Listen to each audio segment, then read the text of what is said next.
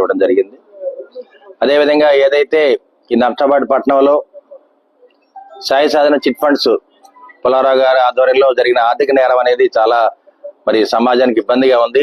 వ్యవస్థ మొత్తం కూలిపోయే పరిస్థితిలో ఉంది కాబట్టి బాధితులందరూ కూడా న్యాయం చేస్తామని చెప్పి వారికి మాట ఇవ్వడం జరిగింది.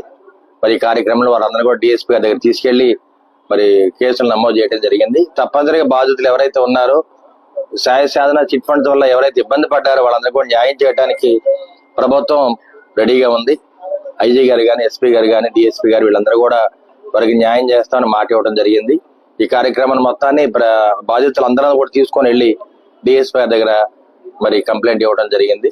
తప్పనిసరిగా ఈ వ్యవస్థని పాడు చేయకుండా వ్యవస్థని బాగు చేయడానికి మనం అందరం కూడా ప్రయత్నం చేయాలని చెప్పి ప్రభుత్వ అధికారులు కానీ, ప్రభుత్వం కానీ, పోలీస్ వ్యవస్థ, ప్రజలు కూడా సహకరించాలి. ఈ కార్యక్రమంలో మరి రాబోయే కాలంలో శివరాత్రి పండుగ ఘనంగా చేయాలని చెప్పి మీడియా ముఖంగా తెలియజేస్తూ ఉన్నాను.